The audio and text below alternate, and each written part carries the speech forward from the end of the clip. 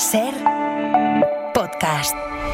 Hola, muy buenos días. Dijo Donald Trump cuando llegó a la Casa Blanca que él iba a ser el pacificador del mundo, pero la verdad es que las cosas están peor en Ucrania y peor en Gaza. En lo único en lo que acaba de conceder una tregua es en los aranceles a Europa, para los que ahora se da un mes más, hasta julio, en una guerra comercial que él mismo ha empezado.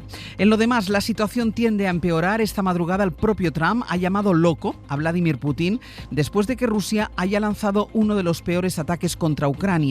Trump ha escrito en su red social, y lo ha escrito en mayúsculas, que Putin está loco, aunque también culpa a Zelensky de generar problemas. En Israel, el apoyo de Trump es clave para Netanyahu, al que intenta frenar otras voces de la comunidad internacional. Europa se plantea la posibilidad de romper su acuerdo de asociación con Israel, y España ha lanzado una coalición de países para impulsar esta vía, para plantear sanciones, incluso individuales, y para que se estudie el embargo de la compra de armas a Israel. En definitiva, para intentar que la presión sobre Netanyahu le obligue a frenar la masacre. Ayer Madrid acogió por la tarde la cumbre con representantes de la diplomacia de una veintena de países europeos, árabes, también Brasil. Sastre, buenos días. Buenos días, Barceló. Y el ministro Álvarez, que fue anfitrión de esa cita, estuvo anoche en Hora 25. Ha llegado el momento de las acciones concretas. Acciones como suspender el acuerdo de asociación entre la Unión Europea e Israel, el hecho de que haya un embargo de venta de armas a Israel mientras dure la guerra, y también seguir avanzando en sanciones individuales. Todo eso mientras sobre el terreno la violencia sigue. Solo esta madrugada al menos 25 personas han muerto, entre ellos 6 niños, después de un ataque contra una escuela en la ciudad de Gaza. Y apunta Al Jazeera que la mayoría de las muertes se han producido por el incendio que desataba el bombardeo. Ha habido otros muertos en otros puntos de la franja. Estos ataques nocturnos llegan después de un domingo con 57 muertos, entre ellos 2 trabajadores de Cruz Roja y un periodista. Pablo Morán, buenos días. Hola Ángels, buenos días. Vamos a empezar con el resultado de esa cumbre de ayer en Madrid, que plantea unas sanciones que, visto lo visto, Netanyahu está decidido a ignorar. Y por eso España aprovechó el escaparate de la cumbre de este domingo en Madrid para instar al mundo, y particularmente a Europa, a dar un paso más, como escuchábamos, a pasar de las palabras a las acciones, a un embargo de armas, a sanciones incluso a Netanyahu. Hay que seguir ampliando esa lista.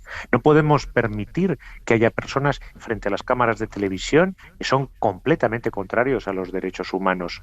Tienen que saber que desde luego no serán bienvenidos en Europa. Y también instó a Europa a suspender el acuerdo de asociación con Israel. La Comisión está llamada a pronunciarse, y el ministro Álvarez recordaba anoche en Hora 25 que cada vez más socios entienden la gravedad del asedio. España llevaba junto con Irlanda un año solicitando esa revisión. Por fin lo hemos conseguido.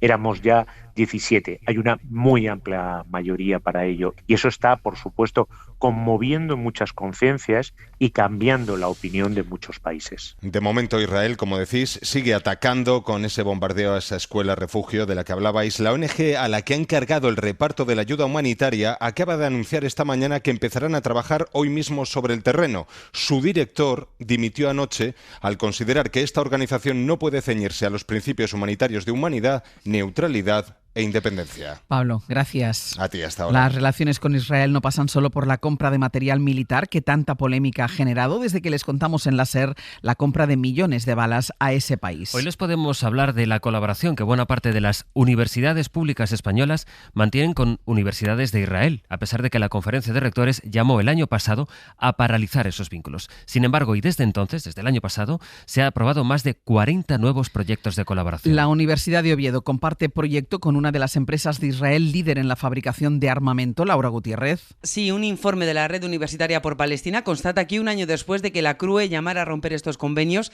y del dictamen de la Corte Internacional de Justicia, la mayoría de las universidades españolas han mantenido estas colaboraciones, y en al menos 44 casos han firmado nuevos proyectos, como han hecho la Universidad de Santiago, Coruña, Murcia, Barcelona o la Rovira y Virgili. Proyectos financiados con fondos europeos. En una veintena colaboran también universidades israelíes. Guillermo Muñoz, profesor de la Red Universitaria por Palestina. Las universidades de Israel están totalmente compenetradas, todas las universidades de Israel, ¿no?, con el ejército de Israel. Todas las universidades forman un rol activo en esa ocupación y opresión contra los palestinos, ¿no? Algunas de estas universidades, como la de Alcalá o la Politécnica de Valencia, explican a la SER que no les consta esta vinculación. La Universidad de Oviedo, que mantiene vivo un proyecto militar con la empresa israelí Intracom Defense, ha acordado no autorizar la transferencia de los resultados del proyecto a esta compañía para evitar que se utilicen para fines bélicos. De la otra gran guerra, la de Ucrania, les decía que hemos escuchado esta noche a Donald Trump antes de subir al avión presidencial.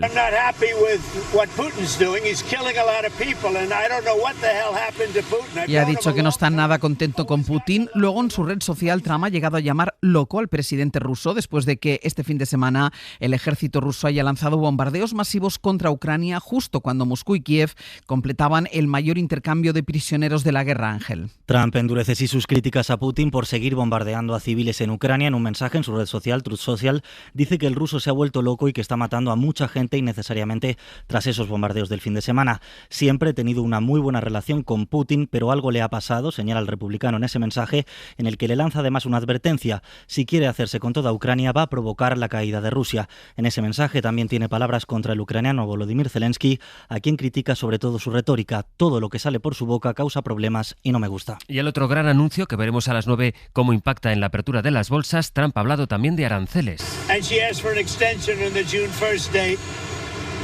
Y ha confirmado que ha hablado por teléfono con la presidenta de la Comisión, con Ursula von der Leyen. Han acordado, esta es la noticia económica de la mañana, extender sus conversaciones después de que el viernes él mismo hiciera caer las bolsas al anunciar que iba a poner los aranceles a Europa al 50% a partir del 1 de junio. Ahora restablece la fecha inicial, dice que se han puesto como nueva fecha límite el 9 de julio.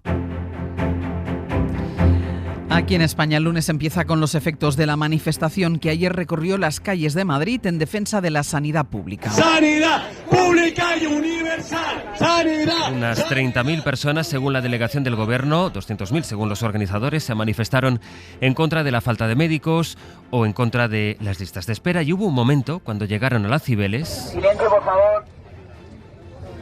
que se pidió este minuto de silencio por los mayores que murieron en las residencias de la comunidad durante el COVID. Pues justo hoy declaran como imputados 2 exaltos cargos y un asesor del Gobierno de Madrid por los llamados protocolos de la vergüenza, Elena Jiménez. Hasta ahora los juzgados solo habían citado como investigadas a directoras de las residencias, pero ahora se ha subido un escalón y se ha llegado a cargos que formaron parte del Gobierno de Ayuso.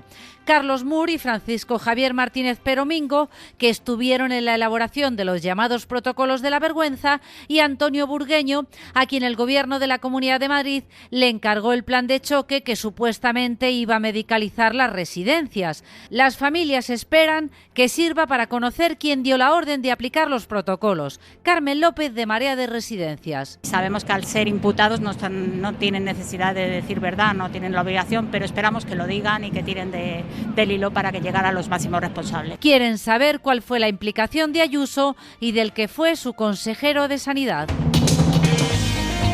La semana política aquí en España va a estar condicionada en gran parte por lo que va a ocurrir mañana en Bruselas, en el Consejo de Asuntos Generales de la Unión Europea. Ese es el organismo que tiene que decidir. Se declara el catalán como lengua oficial de la Unión, también el gallego, el euskera. Hace falta un respaldo unánime, o sea, de los 27 países de la Unión, y ahí es donde va a estar la gran complicación. El Gobierno acordó con Junts que iba a impulsar este reconocimiento del idioma, como está haciendo estas semanas, a cambio de que Francina Armengol alcanzara la presidencia del Congreso. Algunos países han expresado sus dudas, no solo por el coste económico, sino por lo que podría pasar si cambia el gobierno en España y deja de apoyar este reconocimiento. Guillermo Lerma, buenos días. ¿Qué tal? Buenos días. El caso es que si mañana sale adelante la oficialidad del catalán, eso puede desencallar la agenda legislativa atascada en el Congreso por Junts, o eso espera el gobierno. Sí, el Gobierno considera que esa votación es clave de cara a cumplir con los compromisos pendientes. La Moncloa necesita un apoyo unánime de los 27 países de la Unión Europea. Son conscientes de la dificultad que supone lograrlo, pero hay ciertas esperanzas. Nadie ha expresado su intención de vetar la iniciativa, aunque el PSOE denuncia los movimientos del PP para convencer a algún gobierno afín a posicionarse en el no. En cualquier caso, el objetivo de la Moncloa es hacer ver a Junts, sobre todo, que la defensa de la oficialidad del catalán ha sido absoluta, con implicación al máximo nivel del ministro de Exteriores y del propio presidente. El Ejecutivo busca dar un impulso a la relación con los socios para intentar cerrar el curso parlamentario con algún avance en las leyes pendientes, sin presupuestos ni mayoría para sacar reformas de calado como la delegación de competencias en inmigración o la ley sobre las acciones judiciales abusivas. El PSOE confía también en que el pronunciamiento del Constitucional sobre la amnistía este mes de junio ayuda a impulsar esa agenda legislativa. Guilla, hasta luego. Hasta luego. Hoy el PP va a pedir al presidente del Constitucional, a Cándido Conde Pumpido, que se abstenga del debate de su recurso contra la ley de amnistía, con el argumento de que la esposa de Conde Pumpido, que es magistrada, participó en el informe que hizo el Poder Judicial sobre esta ley. Y en Cataluña lo que va a hacer la Generalitat es cambiar el sistema de protección de los menores tutelados después del caso de pederastia que les adelantamos aquí en la SER, el caso de una niña de 12 años de la que abusaba un hombre que luego la ofrecía a otros adultos para que también la violaran. El Govern retira la gestión de las subvenciones y contrataciones al departamento que gestiona los centros de menores. Es una información de Andrea Villoria. El Govern de la Generalitat saca poder a la DGAIA, la Dirección de Atención a la Infancia, que es quien tutela a los niños desamparados y gestiona los centros de menores en Cataluña. Fuentes de la Generalitat dicen a la SER que quieren desactivar el sistema para volver a refundarlo. De momento, la Consellería ya le ha retirado la tesorería a esta Dirección General. Le saca la potestad de dar prestaciones, ayudas y contratar servicios de personal para evitar más casos de fraude. Eso después de la auditoría que ha contratado la Generalitat a raíz de un informe de antifraude que señala irregularidades en ayudas a extutelados. Para prevenir también casos de abusos como los que sufrió la menor de 12 años, violada y prostituida mientras estaba bajo tutela de la Administración, como avanzó la SER, el Govern quiere potenciar la prevención. Para ello revisarán los protocolos y reforzarán los convenios de colaboración con los Mossos d'Esquadra. Y además en Berín, en Ourense, un hombre ha sido detenido después de disparar en plena calle a su expareja. La mujer estaba dentro del sistema de protección Biogen. Ahora mismo está grave en el hospital, pero no se teme por su vida. Ha habido elecciones legislativas en Venezuela. Después de bloqueos, sanciones criminales, fascismo y violencia, hoy ha demostrado la revolución bolivariana que está más vigente y más fuerte que nunca. El chavismo, como ven en estas declaraciones que ha hecho hace un par de horas Nicolás Maduro, se ha declarado esta madrugada ganador de las elecciones, que no han contado con observadores internacionales independientes y a los que la oposición en esos comicios había llamado al boicot. De hecho, la participación ha sido del 40%, es especialmente baja. La oposición no ha presentado candidatos en muchos de los territorios y una de las líderes de la oposición, María Corina Machado, ha emplazado directamente a los militares para que ahora muevan ficha. Y la ratificación de un mandato a la Fuerza Armada Nacional. Ustedes fueron testigos del mandato ciudadano del 28 de julio en todos y cada uno de los centros de votación. Y hoy este mandato ha sido ratificado por el pueblo de Venezuela. El país les exige que cumplan su deber constitucional y sean garantes de la soberanía popular. Y en Francia, la policía investiga el origen de los últimos apagones en el sur del país que afectaron al Festival de Cine de Cannes, precisamente el día de su clausura, y apuntan al sabotaje. Corresponsal en Francia, Vicens Batalla.